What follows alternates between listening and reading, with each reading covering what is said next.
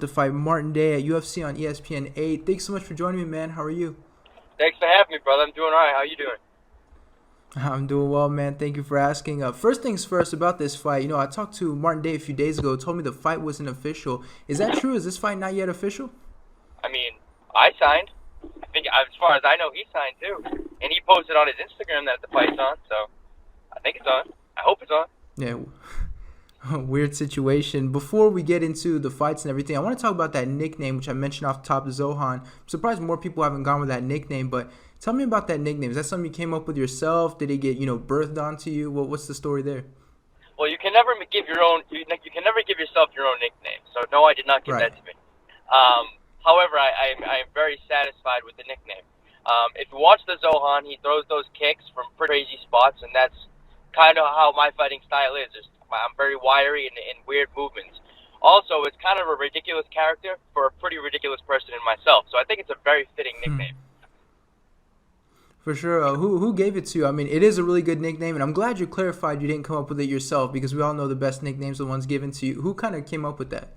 Um, I'm not sure if I can pinpoint who actually gave it to me. It was kind of a collective thing, I guess, from everyone at Lowe's on MMA. But like I said, I'm very satisfied with the nickname. For sure, it's a good one. Let's talk about this fight with Martin Day. Of course, you're going to be taking him on at this UFC event. What are your thoughts on your opponent as you head into this fight? Man, first of all, as a character, I'm told that he's like a really really good dude. And that that kind of makes me happy. I get to fight someone that's cool because I mean, if you've seen me and how I act to all my opponents in my past, I'm very cordial and very friendly, and from my knowledge, he's that same way. So I'm excited to share the cage with someone that kind of honors like the actual martial artist in himself. As an opponent, he's a phenomenal opponent. He's very exciting, very flashy, very fun, very tough. And I don't think he's ever had a boring fight, and I could say the same thing for myself. So I think with this fight, you're going to see two like very honorable and humble dudes that are going out there and just putting on a show. I'm very much looking forward to an exciting matchup with Martin. This absolutely isn't anything personal against him. I think, like I said, from what I'm told, he's an awesome dude. I'm just excited to share the cage and put on another exciting performance. And you mentioned the humble dude and everything, and how you prefer respect. I know you. I believe you only have 6 fights in your professional career, but have you had an opponent like that that wasn't, that was disrespectful and all in your face, stuff like that? No, I haven't. I'm sure it's probably inevitable that it's gonna, that's gonna happen. Maybe I'm gonna rub someone the wrong way at some point. But I've always made it, very clear from the beginning. As soon as a fight, comes to fruition, that I don't have a personal beef with anyone. I DM'd Martin actually right when I got the news, and I told him, I'm wishing him, a very safe camp, and that, I was a fan of his from the Contender Series. I don't have any ill will towards him or any of my opponents. This is just a sport to me. Maybe that's going to change when I cross the path of someone that I dislike and they dislike me. But as of right now, man, I don't have any hatred towards anyone in this world. I'm in a pretty good spot. So you mentioned the fact that he has exciting fights. We know you have exciting fights, of course. Does that make it more exciting because you know that there's the potential to get that bonus at the end of the day? Oh, for sure, and I know he's going to vouch for that as well. There's I think when you put him against any fighter in the UFC, it has potential to be a fight of the night. And I think some would argue that same thing for me. We're going to go out there. We're not going to have any regard for our own safety, and we're just going to throw bombs. And it's going to be cool to witness for sure. And one thing I wanted to talk to you about a little bit, obviously, is your career. I mean, I believe you're 6 fights deep professionally so far, but you are already in the UFC, which means you're going to be doing a lot of your developing in the UFC. I mean, how is that for you, sort of being already on that big stage and having to do the majority of your developing there, while some guys, they take some time on the regional scene? I mean, I guess I don't really have anything to compare it to, so I can't tell you if it's going to be good or bad. Right. But based on how my last 2 fights have gone, I think I grew tremendously between my first UFC fight and my second UFC fight. Yeah, I'm young as age, and I'm young as a fighter. I'm only 25 years old with 6 professional fights. I do have a lot of developing to do, and I think I've proved to a lot of people that I am of UFC caliber already in my young career and of my inexperience. And the sky is the limit. I don't think there's a roof over my head. I think that there's a ton of growing to be done. There's a ton of more exciting matchups that they can put me with, and I think the UFC is going to build me up in that way. I think they recognize, that they may have, something to work with. They took this chance with Max Holloway. Look what he's done. They took this chance with Chris Weidman. Look what he's done. So I'm really, happy and humbled to be kind of in that same category with coming up in the UFC and not having very much experience. And let's talk about your last fight a little bit. Obviously, you fought someone with a very unique name. I mean, Boston Salmon. I don't know if you know many people with a name like that, but you get the win. You get it by TKO. I mean, how do you sort of look back at that performance? I think I opened a lot of eyes with that performance because I was kind of a unicorn. No one really knew much about me.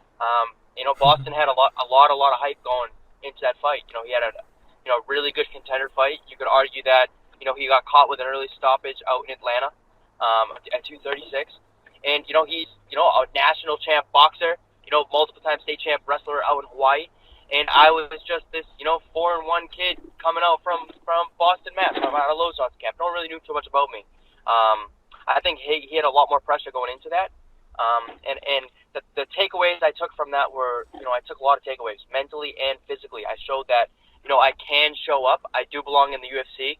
And, I'm going to keep growing. There was a massive growth between my first UFC fight and my second UFC fight. So if that shows anything about what my UFC career is going to be like, I think there are a lot of exciting things coming up. And you mentioned a little bit about the mental side. I mean, how important that is for your career, sort of the mental side of the game? I know not everybody necessarily talks about it. It's the absolute most important part. I had a 4-year layoff from my last amateur fight to my first pro fight. And that was solely because of mental reasons. I could not pull the trigger. I'm in a fucking phenomenal mental spot now. I think my brain is iron at this point. This sport is not an easy sport to be a part of physically, and it's a lot harder to be a part of mentally. If you break it down, Martin Day is preparing these next 11 weeks to take my head off in front of 20,000 people at the Nationwide and on ESPN. That's not really an easy thing to digest. You need to be mentally strong to deal with that. And I think I've kind of figured it out. I've milked a lot of resources. I've done a lot of soul searching, and I'm in the spot that I want to be. I'm very mentally strong at this point. I don't think it can be broken mentally. And so what did you do to have sort of this strong mentality? I mean, are you someone that works with a sports psychologist, talks to the people close to you? I mean, what's kind of the key for that? Man, it's a combination of things, actually. I even went as far. So I'm young. I was 19 or something when I was going through the amateurs, and I definitely wasn't a strong mental person. I went as far enough as I have a college degree.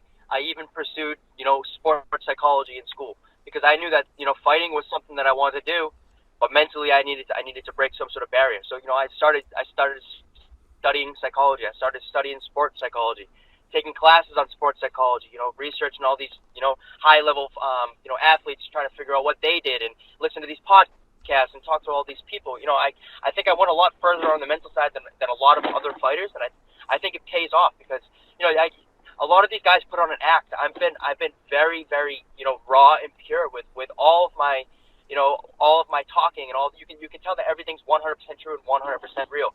I'm full of confidence. I don't need to talk like a dickhead to anyone. I don't need to be an asshole to anyone. I'm gonna let my actions in the cage, show my confidence. I don't need to, attack anyone on the personal level. I don't need to, hide anything. I don't need to have all these insecurities. I'm very secure with who I am. Yeah, man. I think I just have an iron fucking mindset right now. I think I'm unbreakable. Upstairs. And so you talked about, studying these athletes and stuff like that. I think when we talk about mentality, people usually think, Kobe Bryant, Michael Jordan, and stuff like that. Who were kind of those guys that you were studying where, you found that their mentality really had sort of that iron mindset? Those two names weren't even one of those that came across me. I was looking at guys like McGregor. I was looking at guys like GSP. I was looking at NCAA. A lot of people don't know is even like these high level D1 schools, they have sports psychologists on board. You don't hear much about that. I looked into that stuff. I looked at guys like that. I looked at guys like Michael Phelps and all these weird things. People that excelled in other. David Goggins. He was huge for that. Yeah. I looked much deeper than all these like big name people because big name people aren't always the strongest upstairs. There's much deeper than that. And I just tried to milk every single resource I could get and looked into every single person I get. I did not leave any stone unturned. and I think it showed that, man. I'm 5-1. I'm coming off a knockout in the fucking UFC. Some people don't even get the chance to put the UFC gloves on. I did that at such a young age or young career, and I think I think it speaks volumes of where my mindset actually is. I went in that fight against Brandon Davis. That fight against his Brandon Davis's opponent before me was the third best featherweight in the world, fucking Zabit. My opponent before Brandon Davis was absolutely not Zabit. That's a hard thing to digest. And I think what allowed me to digest that so easily is how strong I am upstairs now. And so let's get back to this matchup with Martin Day a little bit. I mean, we mentioned how he is, sort of your thoughts on him, but how do you look at the matchup in this one? We mentioned it's going to be exciting, but how do you think you match up with him? I think our styles match up very, very well together. Him and I definitely aren't going to be looking to cuddle each other against the cage. That's absolutely not. We're going to go out there. We're going to throw bombs. He's probably going to throw some cool spinning shit that I fucking wish I could throw. He has all these cool and sexy tricks, and they're fucking extremely effective. And I'm very heavy-handed, and I have kicks for myself. The fans are in for a treat with this matchup. Sean Shelby did a phenomenal job matching up these very two unique, weird styles. He has very unique, tricks and tips that I'm sure he could offer. And if you look at my movements in my fight, it's definitely very unorthodox, as is he. This is going to be an extremely exciting matchup. And if you're looking for a prediction, I cannot really give much to you besides, a fireworks show. All right, and that kind of leads me to my last question. I mean, I'm sure you see yourself getting your hand raised. We said no necessary prediction, but how do you sort of see the fight kind of playing out? What kind of fight are you expecting out there? And if you have an idea, how do you sort of get your hand raised?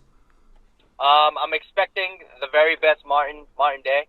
I'm expecting a lot of cool spinny shit, and I hope at the end of our fight, regardless of what way it goes, I hope that he can, offer some tips to help me throw some cool spinning shit.